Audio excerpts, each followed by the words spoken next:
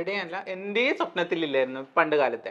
അപ്പോൾ ആദ്യമായിട്ട് two wheeler എടുത്ത് എന്നും ടൂ വീലറിൽ തന്നെ എവിടെ പോയാലും ടൂ വീലർ. ഇനി കണ്ണൂര് പരിപാടി ഉണ്ടെന്ന് പറഞ്ഞാൽ ഞാൻ തിരുവനന്തപുരത്ത് നിന്ന് ഇറങ്ങും ടൂ വീലർ കൊണ്ട്. അങ്ങനത്തെ ഒരാളായിരുന്നു.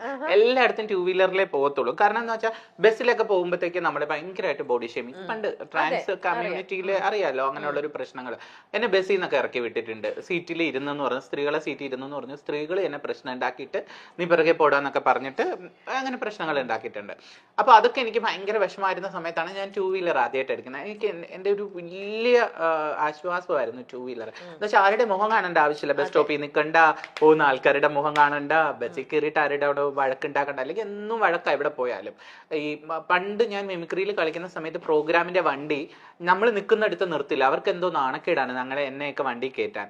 അപ്പൊ മിമിക്രിയുടെ വണ്ടി കുറേ അങ്ങോട്ടും, അപ്പൊ ഞാൻ പിറകെ ഓടണം. അപ്പോൾ പിറ്റേ ദിവസം ഞാൻ വിചാരിക്കാം ഇവര് അവിടെയല്ലേ നിർത്തുന്നത്, അവിടെ ചെന്ന് നിൽക്കാന്ന് പറഞ്ഞാൽ അവര് വേറെ എവിടെയില്ലെന്ന്. അവരിങ്ങനെ കളിപ്പിക്കും.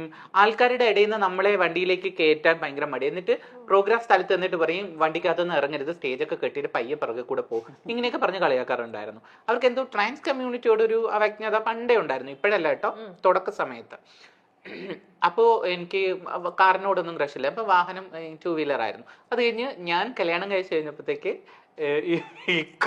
ഇക്കക്ക് ഇതൊന്നും ഓട്ടിക്കാൻ അറിയത്തില്ലായിരുന്നു. സൈക്കിള് പോലും ഓട്ടിക്കില്ലായിരുന്നു. എനിക്ക് എന്തോ വിഷമം.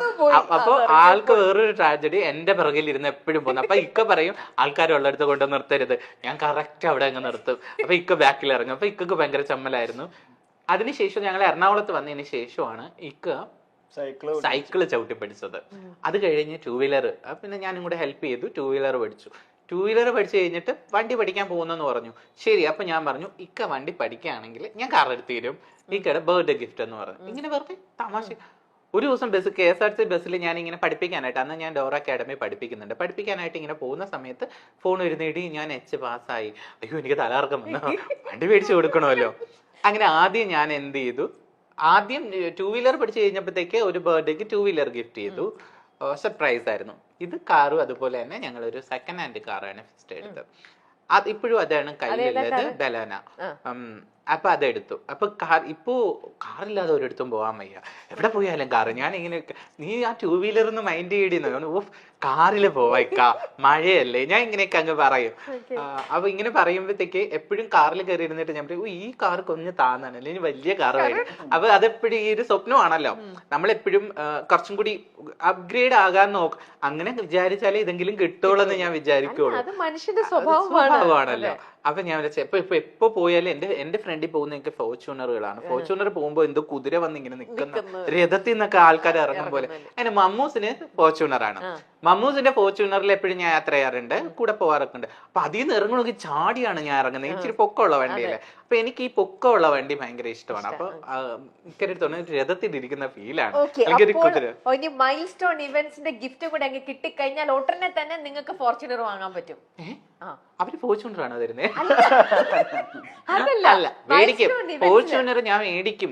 അപ്പൊ ഇപ്പൊ ഉള്ള താമസിക്കുന്ന വീട്ടില് അത് കയറ്റാനുള്ള സ്ഥലമില്ല. അപ്പൊ ഇക്ക പറഞ്ഞ് വീട് ഇടിക്കാം അങ്ങനെ പറയാം, ഫോർച്യൂണർ പറയും. അപ്പൊ എപ്പോ കണ്ടാലും ഫോർച്യൂണർ കാണുമ്പോ എനിക്ക് എന്തോ ആവേശമാണ്. ഞാൻ ഫോർച്യൂണർ മേടിക്കട്ടെ. അപ്പൊ ഇക്ക പറഞ്ഞ എത്രയാണെന്ന് അറിയുമോ? ഞാൻ ഒക്കെ മേടിക്കാം.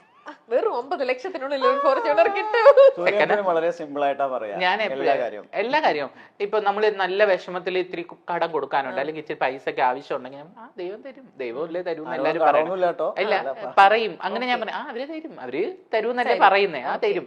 ഇങ്ങനെ ഒരു പോസിറ്റീവ് ചെയ്ത് ഇപ്പൊ ഫോർച്യൂണർ എന്റെ അടുത്ത് പറയുന്ന ഇപ്പൊ 1 കോടിയുടെ വണ്ടി കണ്ടിട്ട് എന്റെ അടുത്ത് പറയാം അത് 1 കോടി രൂപ അടി എന്ന് പറഞ്ഞാൽ 1 കോടിയല്ലല്ലോ.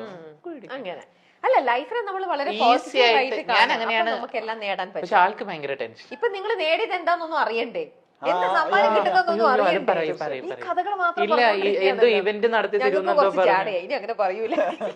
അല്ല, എന്താണെന്നറിയോ, മൈൽ സ്റ്റോൺ ഇവന്റ്സിന്റെ വക മൈൽ സ്റ്റോൺ ഇവന്റ്സ് ചെയ്യാൻ പോകുന്ന ഫസ്റ്റ് ഇവന്റിലെ മണവാട്ടിനെ അണിയിച്ചൊരുക്കുന്നത് അവിടെ നിന്ന് അങ്ങോട്ട് back to back milestone events, ഒരുപാട് ബാക്ക് ടു ബാക്ക് ഇവന്റ്സ് ചെയ്യുന്നു.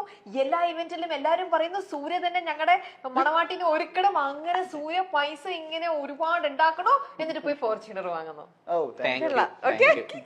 ഫോർച്യൂണർ മേടിച്ചില്ലെങ്കിലും ബാർക്ക് കിട്ടിയാൽ മതി.